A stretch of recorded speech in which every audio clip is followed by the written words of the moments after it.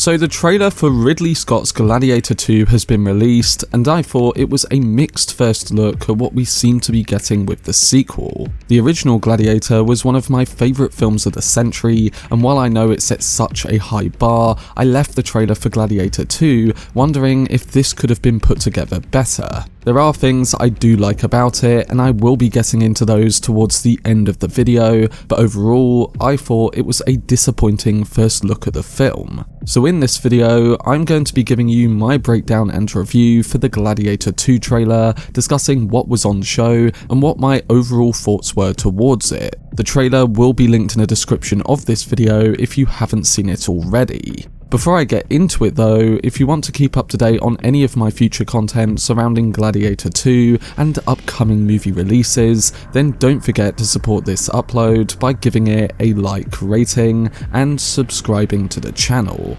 But without further ado, let's dive into the first footage surrounding Gladiator II. So coming to my breakdown of the first trailer for the new Gladiator film, there's multiple characters and story points to discuss surrounding Ridley Scott's sequel. Starting with the focus of the sequel, Paul Mescal's Lucius gets a solid introduction that also gets us thinking about what came before. In the conclusion of the original Gladiator, young Lucius witnessed the demise of Maximus, played by Russell Crowe. Maximus, once a gladiator turned slave, managed to outsmart Lucius's treacherous uncle, Emperor Commodus, portrayed by Joaquin Phoenix. Commodus had killed Maximus's family and attempted to kill him as well, and despite the odds, Maximus escaped and ended up in slavery, where he began planning his revenge, ultimately defeating Commodus in the Colosseum. Fast forward to Gladiator II, Lucius is now far away from the Roman Empire in North Africa, sent there by his mother Lucia, played by Connie Nielsen, who had seen up close the corruption of her brother. In the new trailer, we also see Paul Mescal's character staring at the wooden sword once owned by Maximus, gifted by Oliver Reed's Proximo. This sword symbolises freedom for enslaved gladiators, bestowed upon them by the Emperor, so the influence of Maximus is clearly still felt by the characters in this sequel. We then see Lucius confiding in Denzel Washington's Macrinus, revealing his belief that a slave can seek vengeance against an emperor. So as history seems to repeat itself, it's only fitting that Lucius eventually dons the armor of the hero who inspired him. There's also Maximus's ring, which is presumably given to Lucius before his ultimate showdown with Pedro Pascal's Marcus Acacius. The one who bestows upon him all these iconic items and weaponry appears to be none other than Lucilla herself. Of course, Lucius is Lucilla's son, and while we are left to question whether he is the son of Maximus, the trailer doesn't shy away from putting this on our minds once again. It also leaves us to ponder how her child evolved into the battle-hardened hero he is today, fighting for survival in an arena she once tried to abolish. The key distinction from the original movie is that this could all remain a family secret. As you may remember, when Maximus disclosed his true identity as a father seeking revenge for his murdered family, both Lucilla and Commodus recognized him. Therefore, in Gladiator II, there's a possibility that Lucilla will choose to conceal the true identity of the champion to keep Acacius and the Emperors unaware. Other characters that loom large in this first trailer are both Denzel Washington's Macrinus and the Emperor villains of Scott's sequel film. Starting with Macrinus, through the initial footage, we learn that his character's words hint at a past of being owned, and now he seeks to dominate an empire. In fact, this mirrors the tale of the real Emperor Macrinus. While not as prominent or wealthy as the aristocratic Romans, he hailed from a respectable background, beginning his career as a lawyer and eventually becoming a key figure that oversaw the Emperor's protection. Macrinus took matters into his own hands by assassinating his emperor and claiming the throne for himself. The film appears to focus on his humble beginnings and his journey towards gaining power. In one scene, Macrinus interrogates Lucius about his birthplace and then later declares that he will serve as his instrument. With Macrinus eventually becoming the emperor, it's clear that the movie is leading towards his rise to power, and by set against the backdrop of the 3rd century crisis, the film looks to be showcasing his ascent to authority as a precursor to the political turmoil that follows. And coming now to the villains of the sequel, it seems like we'll be getting the added emphasis of multiple. Upon his arrival in Rome, General Acacius, portrayed by Pedro Pascal, is warmly welcomed by the Emperors Geta and Caracalla, played by Joseph Quinn and Fred Hetchinger. During their conversation, Acacius points out the number of subjects in Rome and emphasizes the importance of ensuring that they are well fed. This highlights the significant responsibilities that come with governing the Roman Empire, such as maintaining infrastructure.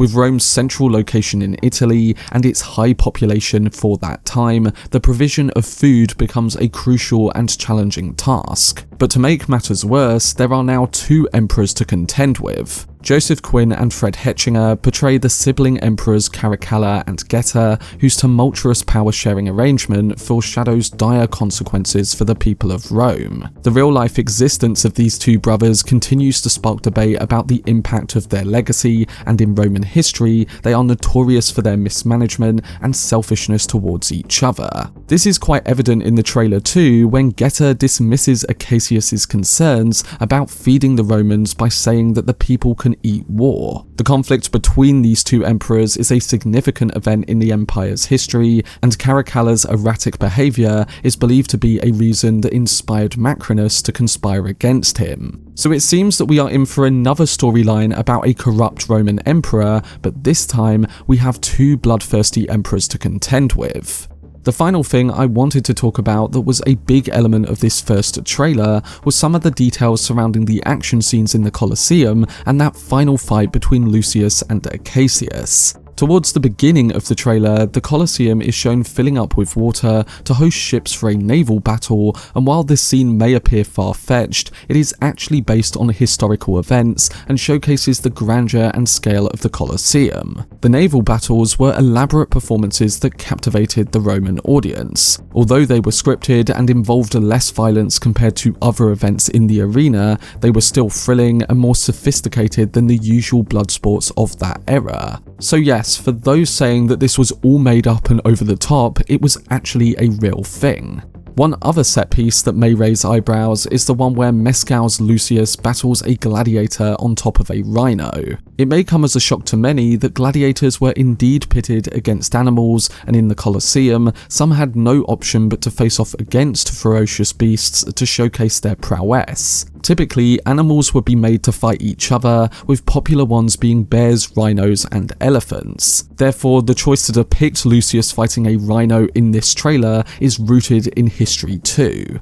And coming to that ending fight between both Mescal and Pascal, it may seem like a familiar tale of two foes battling it out to the bitter end, reminiscent of the first movie. However, the path that leads them to this moment is shrouded in mystery, as intricate power dynamics are at play involving Macrinus and the two emperors, as seen throughout this new footage. Pascal's character is thrust into the Colosseum, a place he never expected to find himself in. And so that it differentiates from the first film, I wouldn't be surprised if both characters come to the realization that they are mere pawns, with both Lucius uncovering Macrinus's true intentions and Acacius learning that he is nothing more than a disposable tool of the Emperor's. It's all just theories, but it leads into everything we've discussed about the real characters so far, and it would be a different way of tackling the ending. Essentially, I think it would be something that reflects what happened at the end of the first film, but something that also takes that idea a bit further. Now, of course, it will be very hard to even match the ending of the original Gladiator with Maximus's "now we are free" moment,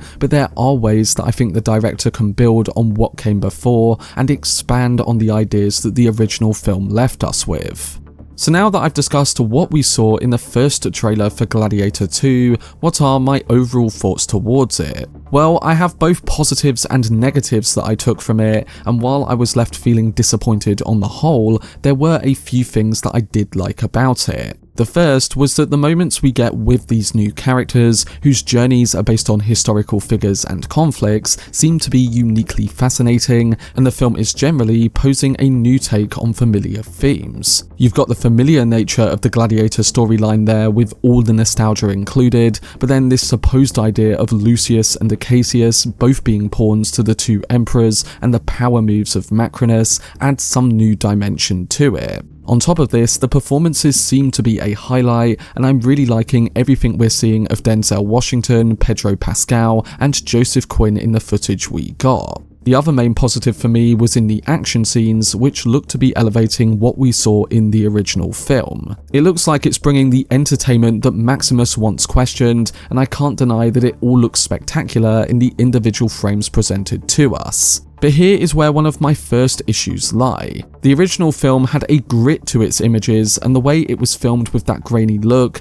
is something that has gone missing from Ridley Scott's recent movies. Much of his last few films have had flat digital images to dictate the frame, and while the cinematography, the production design, and the costume work is capturing its subjects in gorgeous fashion, the images themselves just don't have that iconic film look that they once had.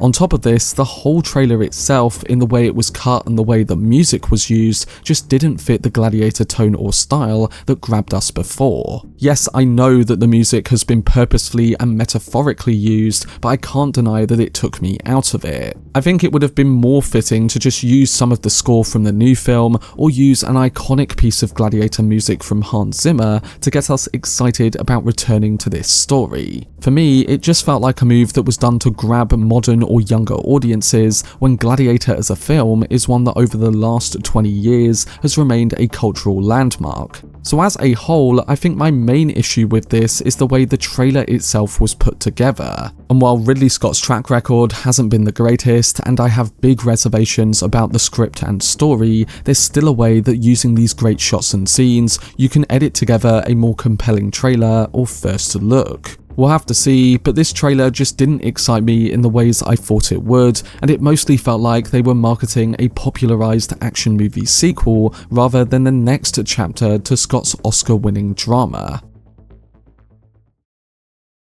But that was my video discussing the first official trailer for Ridley Scott's Gladiator II. It will be interesting to see whether the director can deliver with the sequel to one of his greatest films, and while I have many reservations surrounding it, I will say that the footage was still exciting in its action, and the cast look like they are bringing their all to it. Hopefully the film itself is less like Napoleon and more like a true sequel to Gladiator, and I hope that Ridley Scott can get back on track after a few recent stumbles. But what are your thoughts towards the first footage from Gladiator II, and does it still excite you for Scott's new film? Let me know down below in the comments section.